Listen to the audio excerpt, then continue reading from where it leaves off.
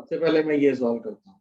याद है आपको मैंने एक रिजल्ट, दो रिजल्ट लिखवाए थे, NCR plus NCR minus one, that is N+1 CR, और एक रिजल्ट लिखवाया था N/R NCR equal to N/R N-1 CR minus one. बस यही दोनों लगा दीजिए। देखो 20CI plus 20CI minus one क्या हो जाएगा, बोलो भाई। 20CI, ये बन जाएगा 21CI 20CI, हो जाएगा कि नहीं, और इसका क्यूब चाहिए। अब ये बन जाएगा I इक्वल टू 1 से लेके 21CI, 21CI, और ये आपका क्या बन जाएगा 21/I 20CI माइनस वन, और ऊपर भी क्या लिखा हुआ है 20CI माइनस वन, और इस पूरे का क्यूब। ये दोनों आपस में क्या हो गए, कैंसिल। पूरा रिजल्ट I उठ के ऊपर आया, तो आंसर क्या आया 1/21 का होल क्यूब बाहर आ गया। I इक्वल टू 1 से 20I क्यूब। अब I क्यूब तो आपको सॉल्व करना आता ही है ना, क्या होता है N into N+1 2 whole square. By 2 का होल स्क्वायर। रेस्ट तो क्वेश्चन में कुछ दम है ही नहीं ना। अब आपने क्या किया, इससे इसको कैंसिल किया, क्या बचा 21, इससे इसको कैंसिल किया, तो आंसर कितना आ गया आपका, बोलो 200 बाई ना ना नीचे 2 का भी स्क्वायर होगा, 100/20 आया कि नहीं भाई, 100/20, दैट्स इट। दो प्रॉपर्टी। अब ये दोनों रिजल्ट मैंने आपको पढ़ाए थे, बस वो दोनों रिजल्ट आप लगाते सीधे आंसर आया। कितने लोगों को समझ में आ रही है, क्वेश्चन करने में हार्डली 20 से 25 सेकंड लगते हैं, काम हो जाता। चलो, ये वाला क्वेश्चन भी इजीली आपसे होना चाहिए था। कैसे, आपको x की पावर 7 चाहिए। मैंने आपको लास्ट क्लास में लिखवाया था 1 प्लस x की पावर n अगर है, और इसमें आपको चाहिए कोफिशिएंट किसका, कोफिशिएंट ऑफ x की पावर r इन 1 प्लस x की पावर n। ये मैंने आपको लास्ट क्लास में लिखवाया था NCR। बस क्वेश्चन खत्म हो गया। अब आपको x की पावर 7 चाहिए, तो पहले में क्या बनेगा 10C7। अच्छा, बाहर जब x मल्टीप्लाई है तो अंदर से क्या निकलेगा 9C6। बाहर x स्क्वायर मल्टीप्लाई है 8C5। अरे हाँ है ना, ऐसे करते करते 7C4। ध्यान, समझ में आ रहा होगा। अगला क्या आएगा 7C4 के बाद 6C3। अरे हाँ या ना, फिर 5C2, इसके बाद क्या आता 4C1, और लास्ट में क्या आता है 3C0। और इसका सम निकालना आपने सीखा ही है। 3C0 को ही आप क्या लिख देते 4C0, और पूरा सम सिंप्लीफाई करते चले जाते, तो लास्ट में आंसर क्या आ जाता है 11C कितना 7। अरे हाँ या ना, और इसी की वैल्यू आपको निकाल लेनी थी। याद आया कि नहीं, तो 11 10 9 8/11। अच्छा, 11 को 11C4 भी बोल सकते हैं कि नहीं, बोलो। आंसर यहाँ से क्या आ जाता है, बोलो भाई 330। Simplify an answer. दूसरा तरीका AGP का भी था, बट वो थोड़ा लेंदी मेथड है। AGP से कर। हाँ, AGP में क्या है, AGP सॉल्व करके फिर कोफिशिएंट निकालेंगे, बट अगर आप थोड़ा सा ऑब्जर्वेशन, याद है मैंने इसको AGP से भी करना बताया था, और ये वाला सम भी बताया था, याद है। तो इससे आप ऑब्जर्व करोगे तो काम जल्दी कर पाओगे। मेरी बात समझ में आ रही, कम टाइम में सीधा आंसर आ गया। चलो, ये क्वेश्चन भी इतनी ड्यूरेशन में आपसे हो जाना चाहिए था। इस क्वेश्चन की खासियत क्या है, क्वेश्चन में कतई दम नहीं है, पहले बस इसको सॉल्व करना है। भाई अगर आप x+1 को देखोगे तो ये लिखा हुआ है x की पावर 1/3 का क्यूब प्लस 1 की पावर 1/3 का क्यूब। तो आप इसको लिख सकते हो x की पावर 1/3 प्लस 1, x की पावर 2/3 माइनस x की पावर 1/3 प्लस 1। नहीं आया समझ में। अच्छा, दूसरा x-1 है, ये लिखा हुआ है x की पावर हाफ का स्क्वायर माइनस 1 की पावर हाफ का स्क्वायर। इसको आप लिख सकते हो x की पावर हाफ प्लस 1 और x की पावर हाफ माइनस 1। अब ध्यान से देखो, पहला है x+1 अपॉन x की पावर 2/3 माइनस x की पावर 1/3 प्लस 1। दूसरा है x माइनस वन अपॉन, अगर हम x की पावर हाफ कॉमन करें तो x की पावर हाफ माइनस वन, और इस पूरे की पावर है 10।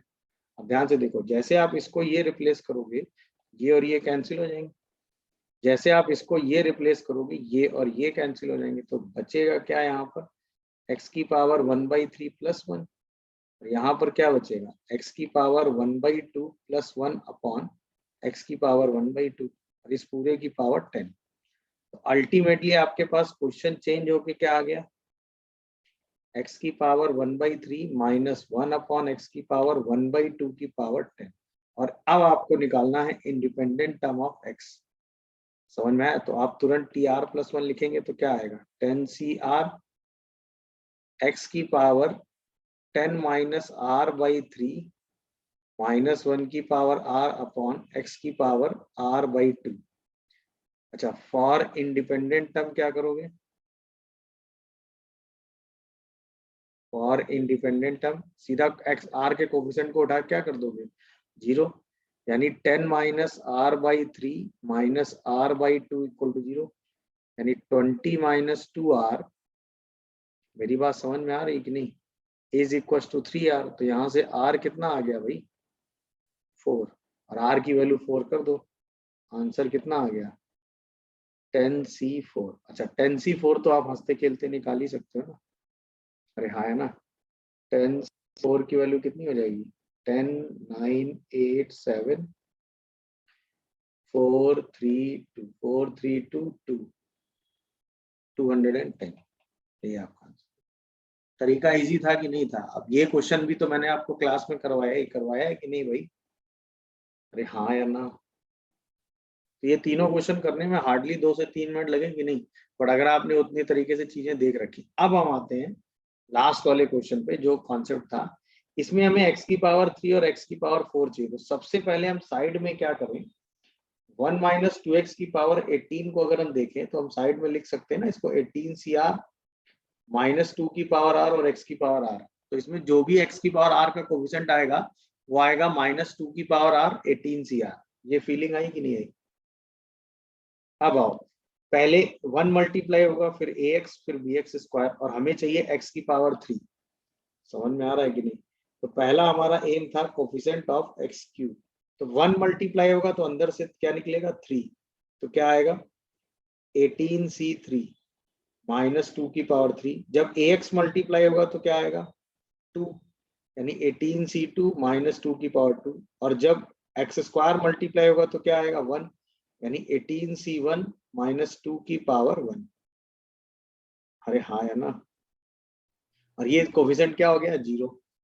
इसके बाद हम आते हैं कोफिशिएंट ऑफ x की पावर 4 पे। अच्छा, 4 की बात करें तो अंदर से पहले क्या निकलेगा, 4, 18c4 माइनस 2 की पावर 4। जब a मल्टीप्लाई होगा तो क्या निकलेगा, 3। और जब बी एक्स स्क्वायर मल्टीप्लाई होगा तो क्या निकलेगा, 2, 0। दो इक्वेशन, दो अननोन। यही किया होगा जिन्होंने सॉल्व किया है भाई, हाँ है ना? देख लीजिए, जिन्होंने सॉल्व किया है यही काम किया है, कुछ और कर दिया, बताओ भाई।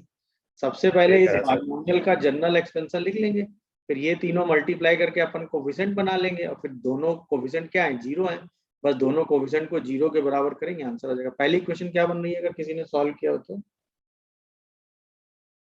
34a into 3a, 34 into 3a is equal to 3b plus 34 into 16. 34a into 3 is equal to 3b plus 34 into 16.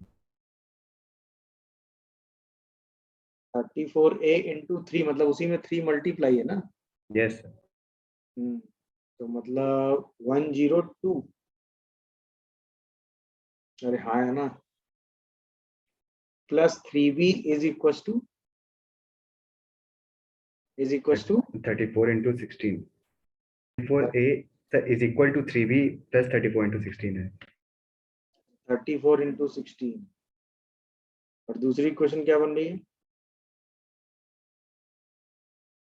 Second equation, जल्दी बोलो भाई। 32a minus 32b 32a minus 32b equals to 240. ये दूसरी इक्वेशन, दोनों को सॉल्व करके ए और B निकालो। नहीं आया समझ में? आंसर इज बी, सही है। यही आ रहा है तो वही है, सिंपल है। इसमें बस इस क्वेश्चन में क्या है कि आपको इसके बाद थोड़ा सा कैलकुलेशन करने में टाइम देना पड़ेगा, और वो देना पड़ेगा। उस टाइम को आप अवॉइड नहीं कर सकते, वो आपको देना पड़ेगा। मेरी बात समझ में आ रही है कि नहीं, ये बताओ। अरे हाँ या ना? बस उतना काम आपको करना था, सिंप्लीफाई करके आंसर लिख देना था बस। चलिए, तो यहाँ तक हम लास्ट क्लास में पढ़ चुके हैं कि नहीं? अरे बोलो भाई, अरे हाँ या ना? चलिए, अब हम आगे अपनी बात स्टार्ट करते हैं। सही है ना? तो अब हम आगे हेडिंग डालिएगा। यहाँ तक की बात हो गई। अब हम लास्ट क्लास में हमने एक रिजल्ट पढ़ा था कि अगर हमको x प्लस वाई की पावर n लिखना हो तो हम इसको लिखते हैं nc0 x की पावर n, nc1 x की power n minus one Y, nc2 x की power n minus two Y square. ऐसे करते करते हम जाते हैं nc n minus one x Y की power n minus one plus ncn Y की पावर n। और यहीं पे अगर हमें x माइनस वाई की पावर n लिखना हो तो हम लिखते हैं nc0 x की power n minus nc1 x की power n minus one y plus nc2 x की power n minus two Y square minus and so on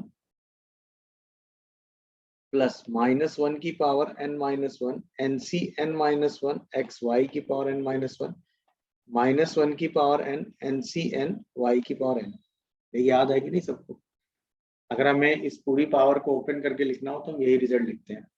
अब इसमें सबसे इंपॉर्टेंट बात यह है कि अगर हम इन दोनों इक्वेशन को एक बार उठा के ऐड कर दें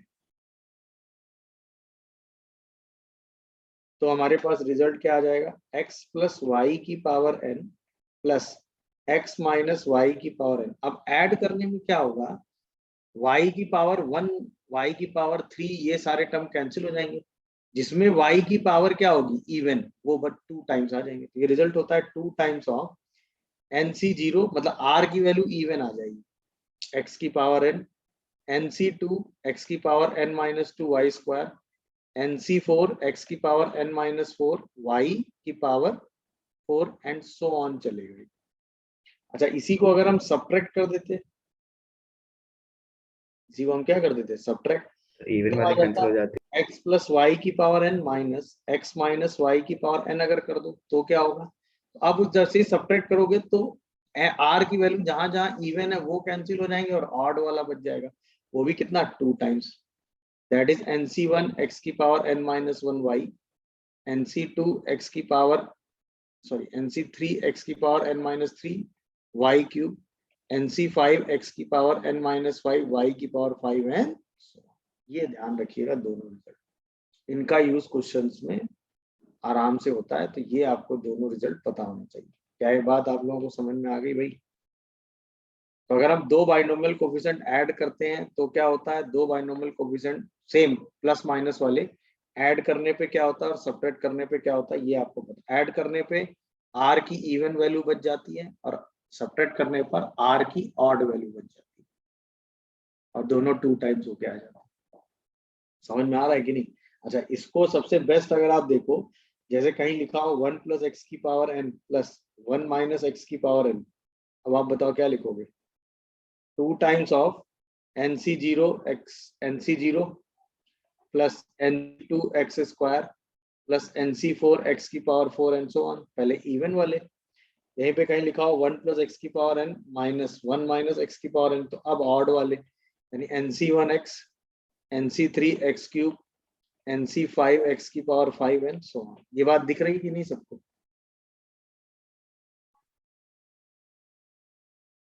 अरे बोलो भाई, यस सर। इवन ऑड का कल्चर समझ में आया सबको कि नहीं? तो एक ये भी रिजल्ट है जो क्वेश्चन सिंप्लीफिकेशन में कई बार यूज हो जाता है। अगर आपको पता है तो आप डायरेक्ट उसको लिख सकते हैं बिना दोनों के इंडिविजुअल एक्सपेंशन लिखे हुए।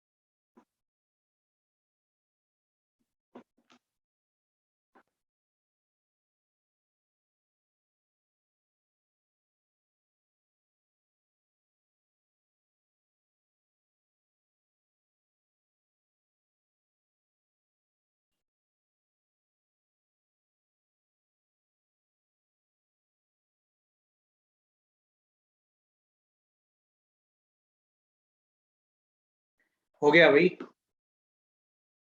समझ में आया कि नहीं भाई? बोलो, आया ना? लिख लिया?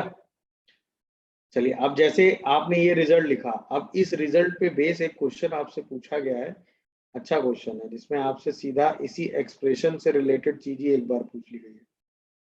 क्वेश्चन आने दीजिएगा।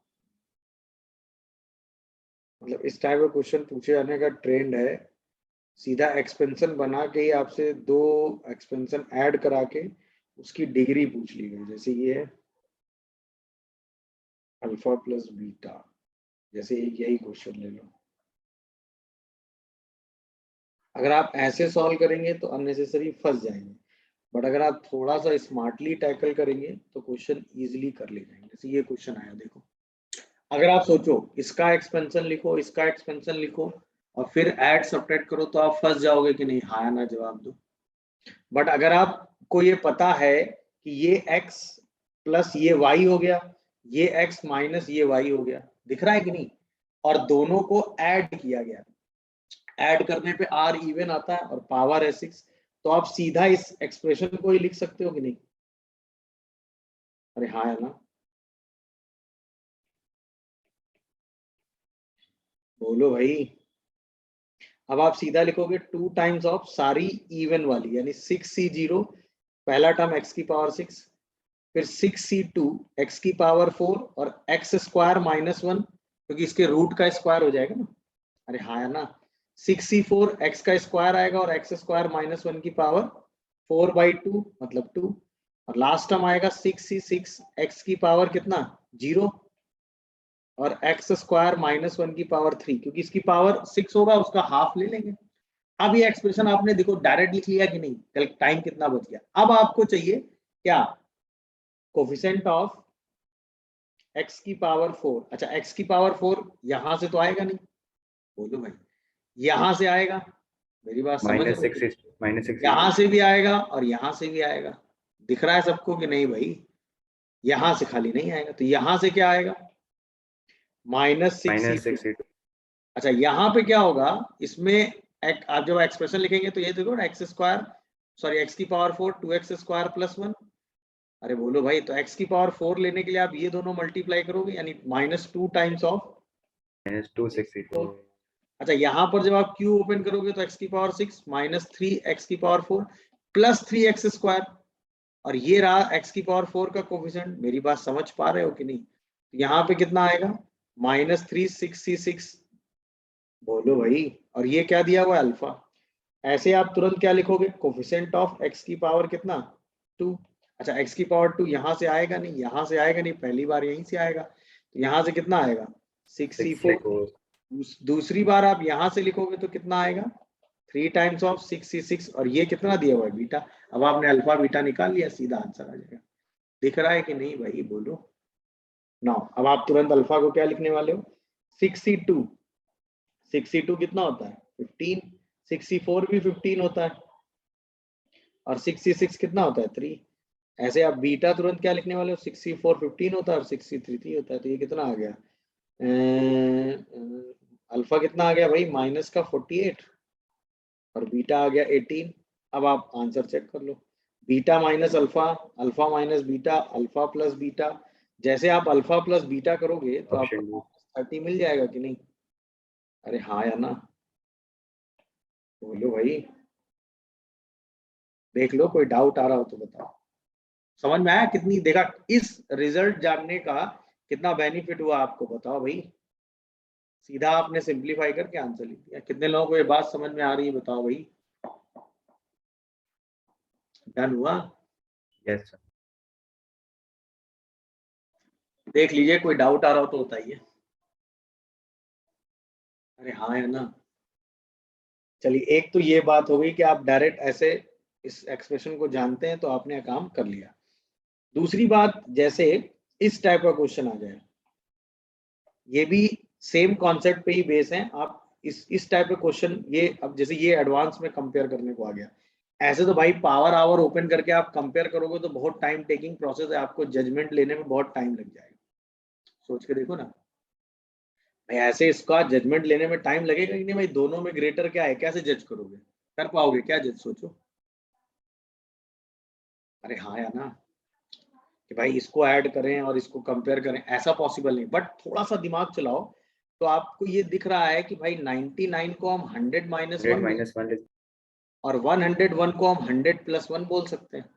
तो अगर हमें दो चीजें कंपेयर करनी है तो हम क्या करें, दोनों का डिफरेंस ले लें। अरे हाँ या ना, बोलो भाई। अब ध्यान से देना, 101 की पावर में से अगर हम 99 की पावर 50 माइनस करें तो हमें क्या मिलेगी? ऑड आर आर की सारी ऑड वैल्यू अलग कि नहीं? लिखा हुआ है 100 प्लस 1 की पावर 50 और ये लिखा हुआ है 100 माइनस 1 की पावर 50। समझ में आ रहा होगा सबको? बोलो भाई। तो आपको रिजल्ट में क्या मिलेगा, जरा सोच के जवाब देना। 2 टाइम्स 50C1, अरे हाँ है ना, 100 की पावर कितना हुआ? 49। याद आ रहा है कि नहीं? 50C3, 100 की पावर में कितना कम हो गया? 347 एंड सो ऑन। कितने लोगों को ये सब दिख रहा है? अब ध्यान देना जरा, यानी हमने लिखा 101 की पावर 50 माइनस 99 की power 50 is equal to 50C0 कितना हो गया? 50 इंटू 200, तो ये हो गया 100 की power 50 plus 2 times of 50C3, 100 की पावर 47 एंड सो ऑन, सारे टर्म्स। दिख रहा है सबको कि नहीं? अब ध्यान देना, 101 की पावर 50 को आप लिख सकते हो 99 की पावर 50 प्लस 100 की पावर 50 और प्लस सम कांस्टेंट। अरे हाँ या ना? तो सोचो, जब आप इसमें ये कांस्टेंट ऐड करोगे तब ये इसके बराबर बनेगा। इसका मतलब इन दोनों में ग्रेटर क्या है? अरे हाँ या ना, 101 की पावर 50 इज ग्रेटर देन 99 की पावर 50 प्लस 100 की पावर 50। एम आई करेक्ट और नॉट, ये बताओ। देखा इस डिफरेंस को हमने कैसे यूज किया? हाँ या ना जवाब दो, बोलो भाई। तो इसमें भी आप ऐसे डिफरेंस का यूज कर सकते हो कि नहीं? कितने लोगों को समझ में आ रहा है भाई? बोलो। Yes sir. गुड, नोट करिए जल्दी से।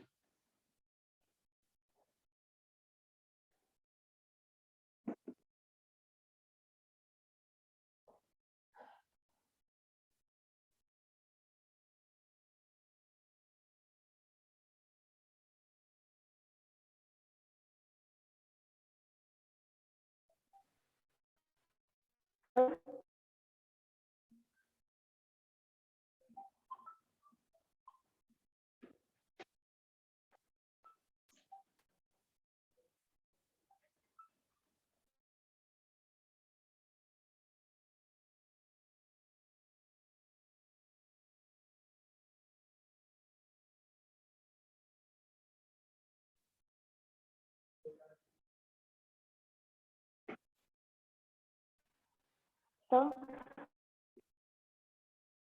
हाँ जी, हो गया, लिख लिया? कोई डाउट आ रहा तो बताओ। Yes sir. डन हो गया, समझ गए होंगे क्या किया, क्यों किया और यही सर काम। लास्ट वाला एक सेकंड दिखा दीजिए। क्या चीज बेटा? क्या? सर अल्फा की इक्वेशन सर।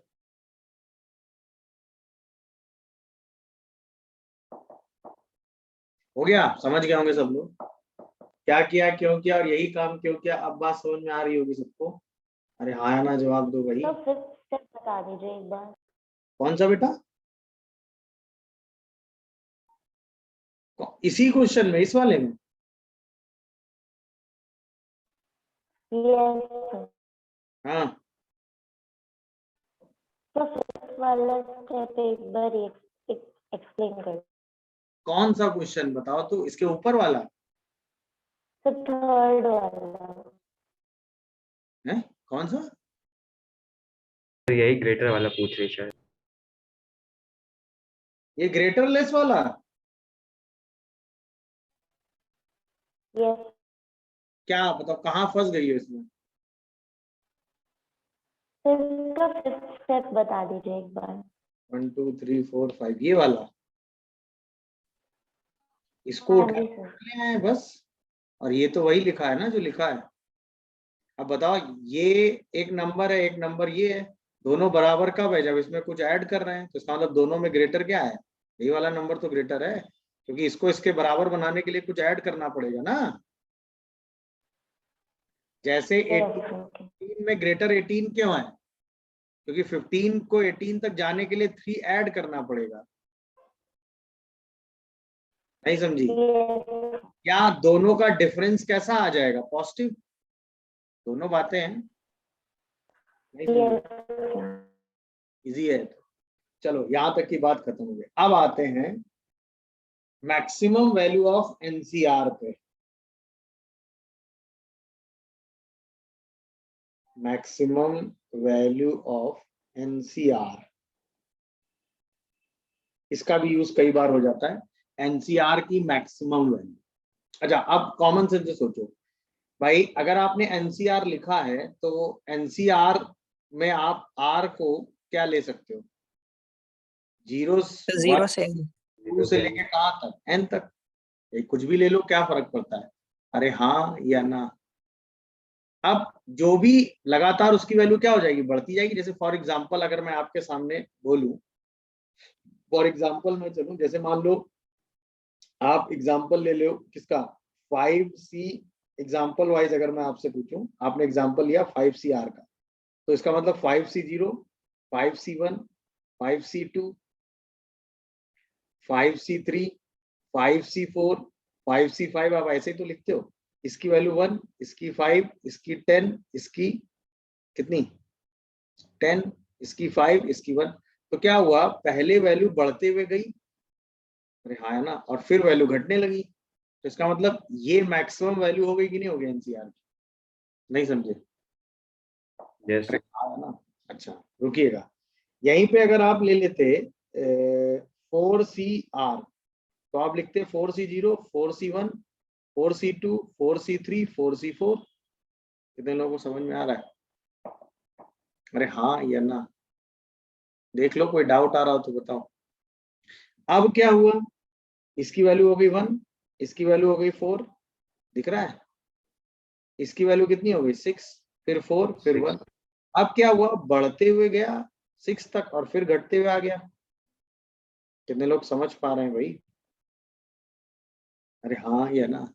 इसका मतलब एनसीआर जो मिडिल में आता है वही सबसे ग्रेटर हो जाता है। ये फीलिंग आई कि नहीं आई? और वो yes depend sir. N even और एन ऑड पे। तो यहाँ पर एक जनरल कॉन्सेप्ट बनाया गया है फॉर एनसीआर। अगर आपको इसकी मैक्स वैल्यू निकालनी है, मैक्स वैल्यू ऑफ एनसीआर, तो ये डिपेंड करता है एन क्या है। ये वैल्यू एनसी n/2 होगी अगर n कैसा हुआ? इवन। और ये एनसी n-1/2 या एनसी n+1/2 होगी अगर n कैसा हुआ? और अब आपको जहां भी एनसीआर मिले, उसकी मैक्सिमम वैल्यू की बात हो, आप n देख कर डिसाइड कर लो। कितने लोगों को ये बात समझ में आ गई, ये बताओ? Yes sir. दिख रही होगी, क्लियर भी हुआ होगा? अरे हाँ या ना? यस जैसे मैं आपसे पूछूं मैक्स वैल्यू ऑफ 15CR, तो आप तुरंत क्या बोलेंगे? एन ऑड है, 15C7, या तो 15C7 बोलोगे, 7 and 8। 15C8। या फिर 15C8, क्योंकि दोनों की वैल्यू क्या होगी? सेम। जैसे मैं आपसे पूछूं मैक्स वैल्यू ऑफ 20CR, तो आपका सीधा 20C10। आंसर क्या होगा? 20C10। अब 2 लाइन समझ गए कि नहीं? नोट कर लीजिए, जल्दी नोट करिए भाई मैक्स वैल्यू की बात।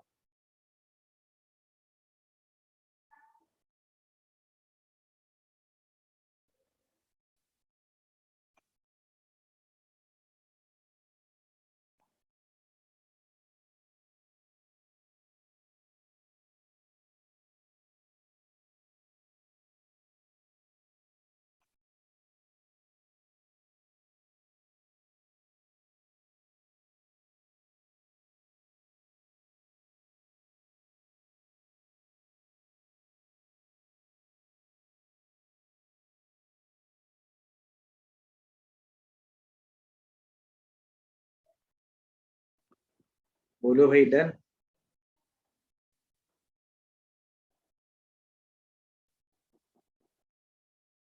लिख लिया भाई? एक मिनट। एनसीआर की मैक्स वैल्यू निकालने के लिए अब आपको समय नहीं लगेगा, अब आप तुरंत लिख देंगे what is the max value of NCR और उसको सीधा आंसर में कन्वर्ट करेंगे और अपना आंसर दे देंगे। देख लीजिए, कोई डाउट आ रहा हो तो बताओ। वो डिपेंड करता है कि एन इवन है या एन ऑड है, उसके हिसाब से आप उसकी मैक्स वैल्यू लिखेंगे, सिंप्लीफाई करेंगे और आंसर आ जाएगा।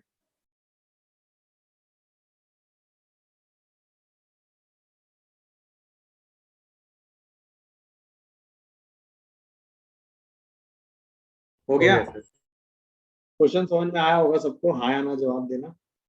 अच्छा, मैक्स वैल्यू से रिलेटेड एक क्वेश्चन पूछा गया था जिसमें दो कॉन्सेप्ट एक साथ इन्वॉल्व कर दिए गए।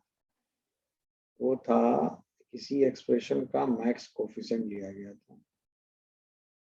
फिर मिडिल टर्म पे आएंगे तब की बात करते हैं। ये तो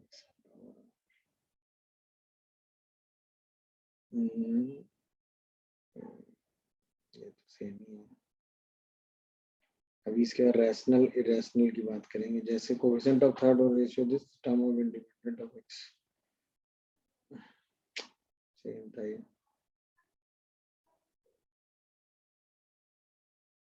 जैसे यही ले लो, बहुत आसान क्वेश्चन है बट आपको सॉल्व करके बताना। थिंक एंड सॉल्व, 2 लाइन में है, ज्यादा टाइम नहीं लगेगा। बट आप देखो, दो कॉन्सेप्ट एक ही क्वेश्चन में मिक्स करके पूछ दिए। आप कितनी तेजी से स्ट्रेटेजिकली सोचते हैं समझ में। ABC are the greatest value of 19 CP, 20 CQ और 21 सीआर। एबीसी तीनों मिल जाएंगे। एक बार एबीसी का रेशियो निकालना तो आपने सीखा ही है, बस वही लगा देना।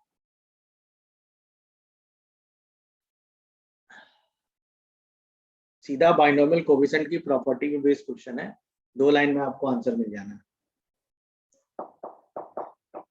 ग्रेटेस्ट वैल्यू का मतलब क्या हो गया? Max value. इतना तो फील आया होगा। ग्रेटेस्ट वैल्यू का मतलब मैक्स वैल्यू। तो बताओ ए कितना हुआ? ए जो है वो मैक्स है 19 सीपी। ऑड है ना ये? सर अरे हाँ, 8 and 9 तो कोई भी ले लो। 19 सी 8 ले लेते हैं। सर 9 and 10 हैं? n+1 या n-1 9 आएगा वैसा। सर 9 या 10। हाँ, बी क्या आएगा? Max value of 20 C Q, ये भी आराम से ले लोगे। 10। और सी क्या आएगा? Max value of 21 C R. इसमें क्या 10 लोगे? और 11। 10 या 11 1 सी 10 ले लो। नहीं, अब आपको बस ए बी सी का रेशियो निकालना है। समझ में आया? अच्छा, इसको आप क्या लिख सकते हो? 20/10 इंटू 19 सी 9। अरे हाँ है ना, देख लो। अरे बोलोगे। और इसको क्या लिख सकते हो? 21/11 इंटू 20 सी 10। अरे हाँ है ना। तो तुरंत a बाई बी आपको कितना मिल गया? 1/2। और b बाई सी, देखा कितनी तेजी से मैंने कैलकुलेशन किया है, सीधा प्रॉपर्टी लगा के। अरे हाँ या ना। और b बाई सी आपको कितना मिल गया? 11/21। अब क्वेश्चन 2 लाइन में खत्म हो गया। अरे बोलो भाई, देख लो, कोई डाउट आ रहा हो तो बताओ। तो फाइनल आंसर कितना आएगा? बोलो भाई। यानी कि a by 11 equal to b by 22 equal to c by 42। ये फाइनल आंसर है। देख लो, कोई डाउट आ रहा हो तो बताओ। अरे हाँ या ना।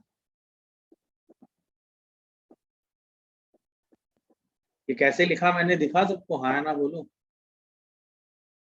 भाई। आप a बाई बी को लिख दो 11 बाई कितना, 22 कर दो यहाँ पे। तो 11/22 और b बाई सी को क्या लिख दो?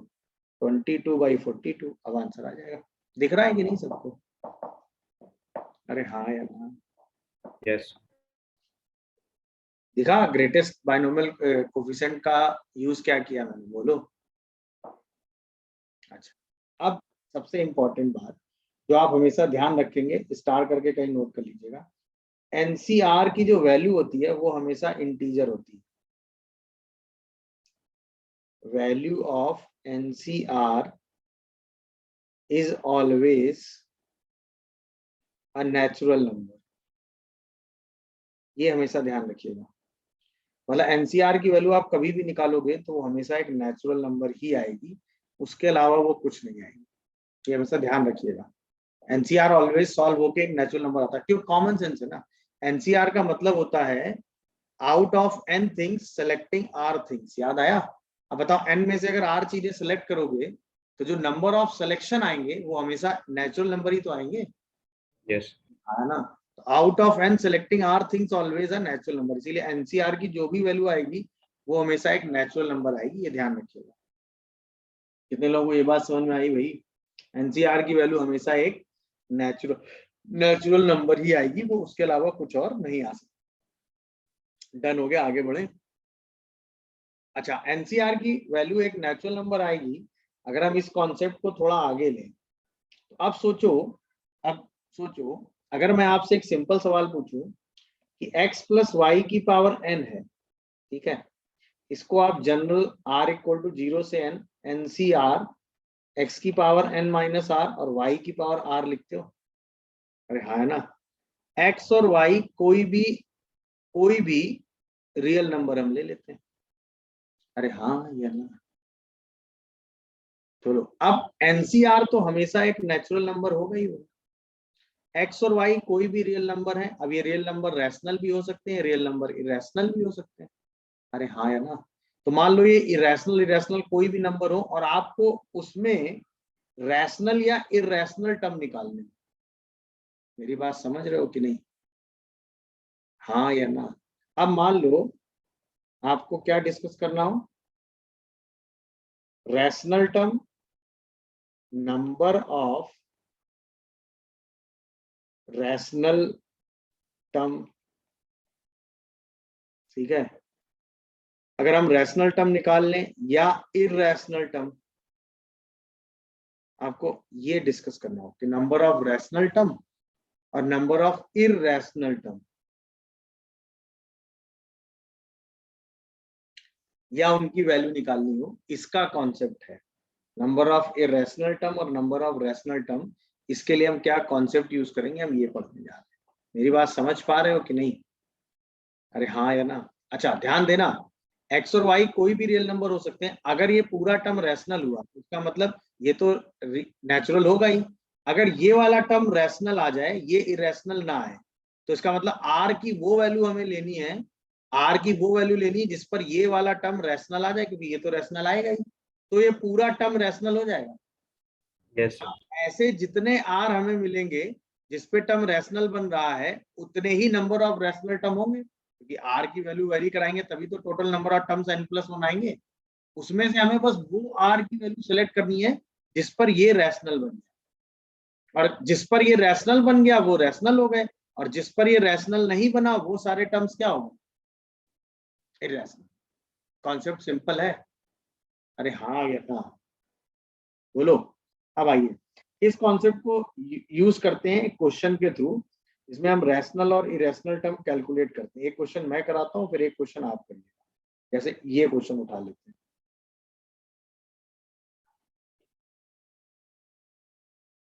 ठीक है। चलिए क्वेश्चन से ये थ्योरी बना लेते हैं, बाकी तो काम अपने आप हो ही जाएगा। जैसे इसमें आपको निकालना है नंबर ऑफ रैशनल टर्म, ठीक। सबसे पहला स्टेप, आप इसका जनरल टर्म उठा के लिख लो। क्या आएगा वो, 120 CR 4 की पावर 120 माइनस R/4 इंटू 5 की पावर R/6। अब ये तो लोड दे ही नहीं रहा है, The 11 terms. ये दोनों और ये दोनों रैशनल हो जाए तो काम हो जाएगा। आप कॉमन सेंस, 4 की पावर 120 माइनस R/4, ये रैशनल कब होगा, when 120 minus R is divisible by 4। Common sense सोचो, यस सर अगर ये 4 से डिविजिबल हो जाए तो ये हमेशा रैशनल आएगा। अच्छा, 5 की पावर R/6 रैशनल कब होगा, when R are is divisible by divisible by 6। अच्छा, R की जितनी भी वैल्यू हैं वो सारी वैल्यू कहां से कहां तक है? 0 से लेके 120 तक। अरे हाँ है ना, यानी 0 से लेके 120 तक के जितने होल नंबर है वो सब आर है। बोलो अरे हाँ या ना। Yes sir. अब अगर हम आर को 6 का ही मल्टीपल ले लें, आर को हम क्या मान लेते हैं, 6 लैम्डा मान लेते हैं। अरे बोलो, तो 120 माइनस 6 लैम्डा को अगर हम देखें, है ना, तो 2 टाइम्स ऑफ 60 माइनस 3 लैम्डा बन जाएगा। अभी ये 2 का तो मल्टीपल आएगा मगर 4 का नहीं आएगा। बट अगर हम r को 12 का मल्टीपल ले लें, मेरी बात समझ में आ रही है, यानी 6 का इवन मल्टीपल, तो जैसे ही आप 120 माइनस 12 लैम्डा लिखोगे तो पूरे से 4 कॉमन आ जाएगा। कितने लोग ये बात समझ पाए? बोलो भाई। Yes sir. ये मल्टीपल ऑफ 4 आ जाएगा कि नहीं? इसका मतलब r की कौन सी वैल्यू लेनी है? 12 लैम्डा इन बिटवीन 0 टू 120। अब r की वैल्यू 0 से 120 में क्या आ सकती है? तो आराम से काउंट हो ही रहा है ना। 0 12 से लेके हम कहां तक जाएंगे? 120 तक। तो नंबर ऑफ वैल्यूज कितनी आ रही हैं? ये सब समझ में आ रहा है कि नहीं भाई? 11। 20 माइनस 0 बाई 12 प्लस 1, आंसर कितना आ गया भाई? 11। अब r की अगर 11 वैल्यू पॉसिबल है तो नंबर ऑफ रैशनल टर्म्स कितने हो गए? कितने लोग बताएंगे भाई?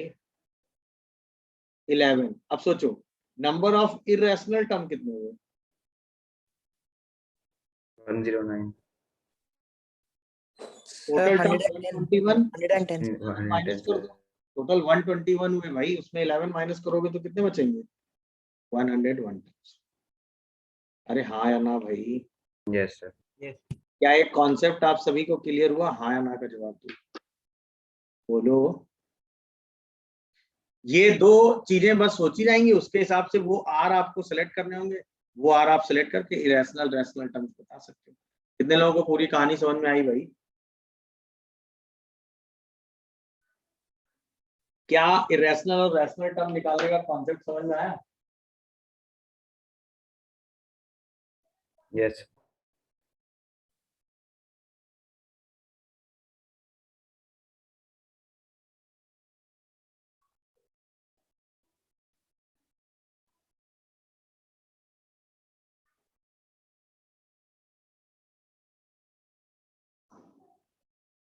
हो गया भाई? एक बार नोट कर रहे हैं। नोट कर लो, फिर एक क्वेश्चन और फिर आते हैं, उसका आंसर बताओ।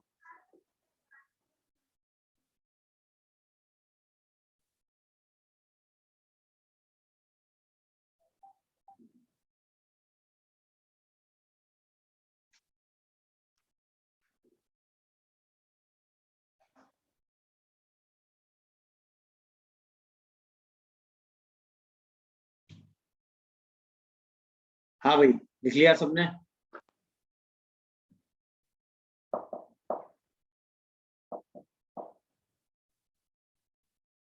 कॉन्सेप्ट मेरे हिसाब से क्लिक कर गया होगा।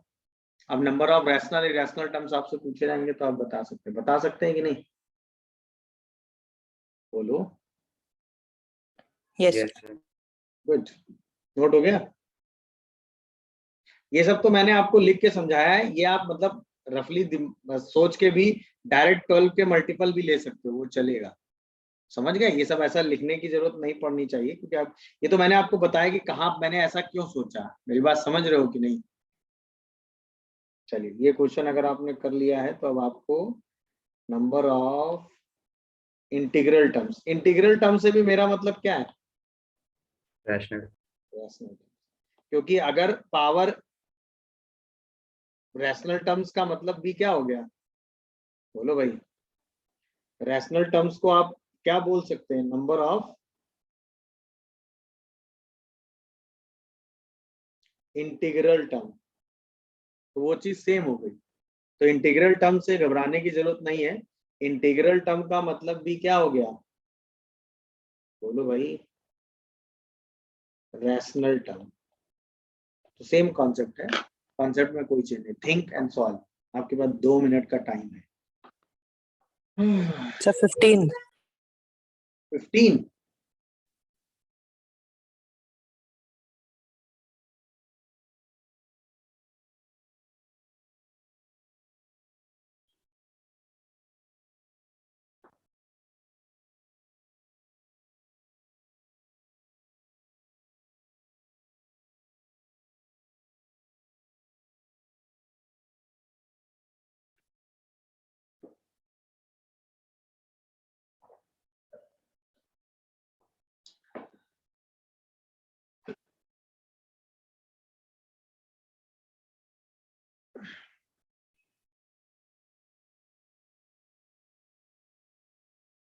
हो गया, इजी है वैसे तो। आप सीधे सीधे पहले स्टेप में इसका जनरल टर्म लिखते हैं, याद आया कि नहीं? तो 87 CR 2 की पावर 87 माइनस R बाई 2 और 3 की पावर R बाई 3। तो आपको तुरंत दिखेगा R किसका मल्टीपल होना चाहिए, बोलो। सर 6। 6 का। नहीं, अभी तो R मल्टीपल ऑफ 3 होना चाहिए और 87 माइनस R किसका मल्टीपल होना चाहिए, मल्टीपल ऑफ 2। तो दोनों के लिए अगर R को ऑड ले लो तो काम हो जाएगा, नहीं समझे? तो इसका मतलब किसके मल्टीपल लेने चाहिए, 6 के। ओके हो गया है, तो दिखी गया सीधे। For rational term R should be, कितने लोगों को ये समझ में आया भाई? Multiple of 6। अब तो क्वेश्चन आसान हो गया। 0, 6, 12 से लेके कहां तक जाओगे? Sir 84। Total values of R कितनी आएंगी? 15। 84 minus 0 by 6 plus 1, answer is 15। Sir सही लिखा?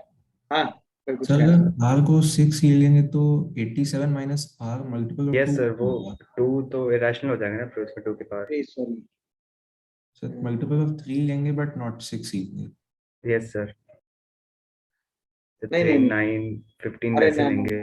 ना गड़बड़ लिख दिया मैंने। 6 का नहीं लेना है आपको, मल्टीपल लेना है 3 के ऑड मल्टीपल।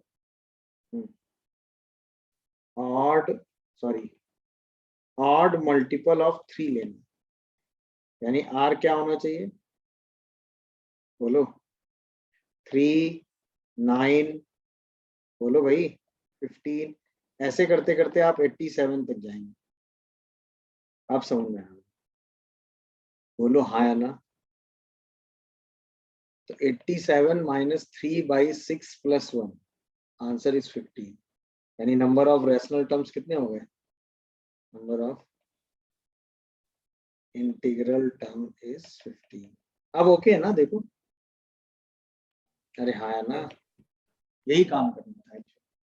तो नॉन इंटीग्रल टर्म कितने हो गए या इरेशनल टर्म कितने हो गए, बोलो? 73।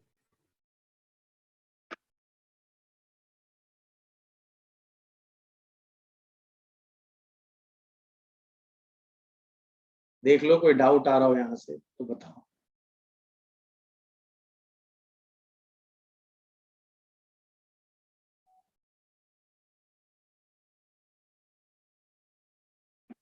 बोलो भाई। डन। अब इस तरह के क्वेश्चन आएंगे तो कर लेंगे, हाँ या ना? चलिए, तो रैशनल और इरेशनल टर्म की बात हो गई। अब इसका कॉन्सेप्ट भी आप समझ गए। अब इसमें कहीं कोई दिक्कत नहीं आनी। यहाँ तक मामला डन है एकदम। देख लो, कोई डाउट आ रहा हो तो बताओ। अब हम बात करते हैं middle term in binomial coefficient. Middle term in binomial expansion. तो ये तो सिंपल सी बात है, किसी भी बाइनोमियल एक्सपेंशन का अगर आपको मिडिल टर्म निकालना है तो इसके लिए अपन को सिंपल सा एक ही कॉन्सेप्ट चाहिए। अगर हमको बाइनोमियल एक्सपेंशन का मिडिल टर्म निकालना है तो कॉन्सेप्ट बहुत सिंपल है भाई। आपको ये पता है किसी भी बाइनोमियल एक्सपेंशन में टोटल टर्म्स n+1 होते हैं। अगर आपके पास टोटल टर्म्स इवन है तो 2 मिडिल टर्म होंगे, और अगर टोटल टर्म्स ऑड है तो 1 मिडिल टर्म होगा। अरे हाँ है ना, ये तो मतलब एक जनरल थ्योरी है ना आपके पास। अरे Yes. बोलो भाई, अगर आपको ये पता है कि आपके पास टोटल जो टर्म्स हैं, टोटल टर्म्स अगर आपके पास सपोज n है, और n अगर इवन है या n ऑड है, अगर n इवन है तो मिडिल में क्या होगा, 2 टर्म मिडिल में होते हैं, याद आया? या तो n प्लस 1/2th टर्म होता है, और या n माइनस 1/2th। समझ में रहे होगे? जैसे मान लो टोटल टर्म्स 20 हैं, तो मिडिल में क्या आता है, टोटल अगर 20 टर्म्स हैं तो मिडिल में क्या आता है, n plus 2/2, sorry, n+2/1 extra. और n माइनस 2/2। नहीं, चेक करो, सर n/2 और n+2/2. n/2, अच्छा हाँ सॉरी गलत लिख दिया, ये r की वैल्यू हो जाएगी, n/2 एंड n/2 प्लस 1, ये दोनों मिडिल में आ जाते हैं। और अगर n ऑड हो तो मिडिल में क्या आता है, n प्लस 1/2। ये तो जनरल थ्योरी थी आपके पास। अरे हाँ है ना, ये तो आपने सीक्वेंस सीरीज के टाइम पे पढ़ी थी, याद आया कि नहीं? बोलो भाई। Yes, sir. बस इसी थ्योरी को हम लगा देंगे। जैसे हमने कहा x प्लस वाई की पावर n है, तो उसमें टोटल टर्म्स कितने हो गए, n+1. n plus 1। ये बात समझ में आ गई? तो मिडिल टर्म क्या हुआ,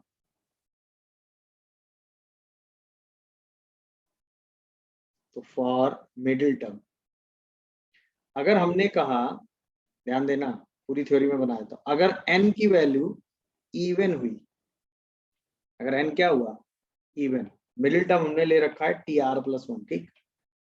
हमने कहा n की वैल्यू इवन है तो n+1 ऑड हो गया, ऑड हो गया तो मिडिल में एक ही टर्म आएगा। ये बात कितने लोग समझे? अब वो मिडिल टर्म जो ऑड में आएगा वो आएगा tn+1 + 1/2। अरे हाँ है ना, तो जो मिडिल टर्म आएगा वो क्या आएगा, tn/2 + 1। नहीं समझे? अरे हाँ यार ना। अच्छा, अगर n की वैल्यू क्या हुई, ऑड हुई, अब सोचना आराम से, ऑड हुई तो n+1 क्या हो गया, बोलो? even, Even हो गया. इवन हो गया तो मिडिल में 2 टर्म हो गए।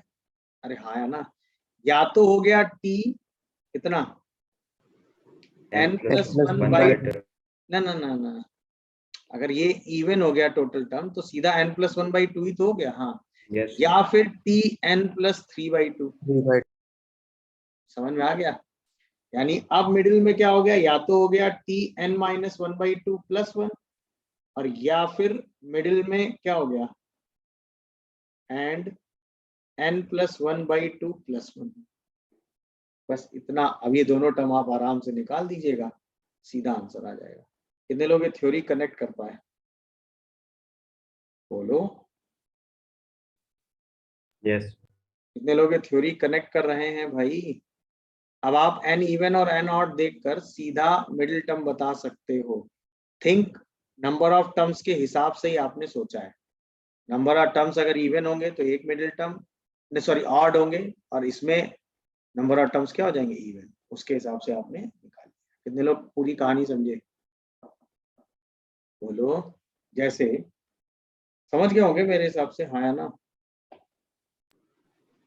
जैसे इस पर बेसिक एग्जांपल कर लेंगे तो जल्दी समझ जाएंगे। जैसे एग्जांपल की बात करें, मान लो होता x² + 1/x की पावर 19, और इसमें आपको निकालना होता फाइंड मिडिल टर्म। तो टोटल टर्म्स कितने होते, 20। 20. तो 20. मिडिल में टर्म क्या हो जाता, t19 + 1/2, या फिर t19 प्लस कितना, 3/2. यानी या तो t10 चाहिए या क्या चाहिए, t11। 9 उससे पहले, 9 उसके बाद। अरे हाँ है ना। तो T10 की वैल्यू निकालने का तरीका 19C9 x स्क्वायर की पावर 10 और 1/x की पावर 9। और T11 निकालने का तरीका क्या हो गया 19C11 x स्क्वायर की पावर 9 और 1/x की पावर कितना हो गया, सॉरी 10। कितने लोग ये बात समझ रहे हैं भाई? सॉल्व करके मिडिल टर्म निकाल, ये दोनों टर्म मिडिल में होंगे। कितने लोग कहानी समझे भाई? अरे हाँ या ना? यस। नोट कर लीजिए। अब आपको कभी मिडिल टर्म निकालने हो सीधा रिजल्ट उठा के लगा दीजिएगा, आपको हर बार मिडिल टर्म निकल आएंगे।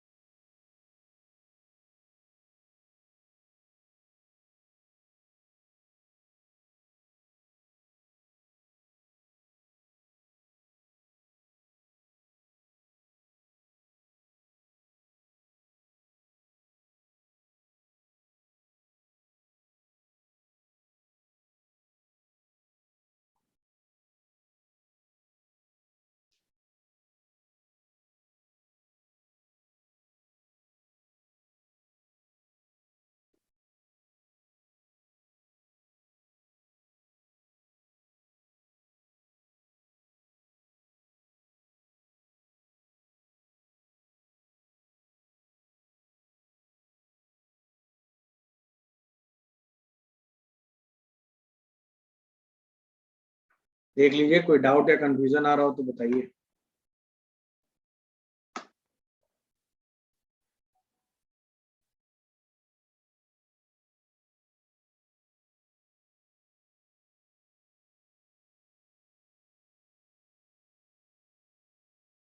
अरे हाँ या ना? किसी को कोई कंफ्यूजन या डाउट हो तो बोलो भाई, समझ गए? बढ़े आगे। Yes.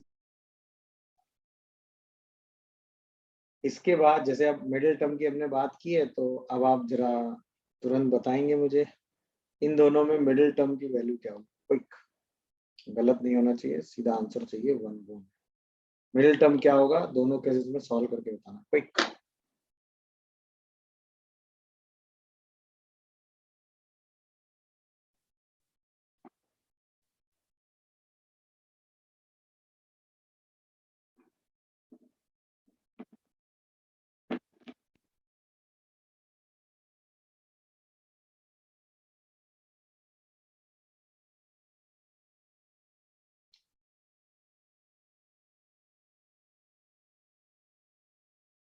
दो टर्म होंगे ना, एक तो 12/2 हो सकता है, नहीं अरे सॉरी सर वो 13 टर्म्स होंगे ना। 13 टर्म हो गया ना, तो मिडिल में क्या होगा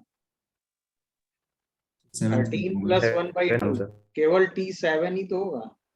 यानी आंसर हुआ 12T6 a/x की पावर 6 bx की पावर 6। देख लो, कोई डाउट आ रहा हो तो बताओ। यानी आंसर आएगा 12C6 a की पावर 6 b की पावर 6, Yes, x की sir. पावर 6 कैंसिल हो Yes, sir. जाएगा।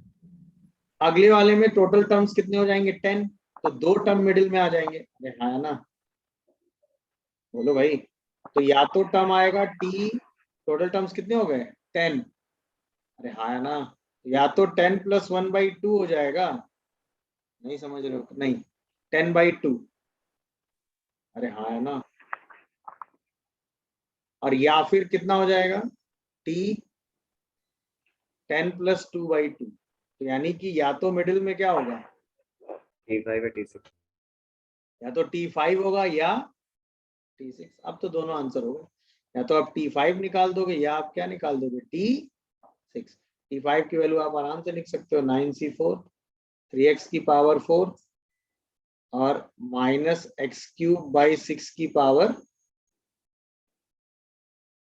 5 x की पावर 5 माइनस x³/6 की पावर या 9C5 3x की पावर कितना 4 माइनस x³/6 की पावर 5। 6 की पावर।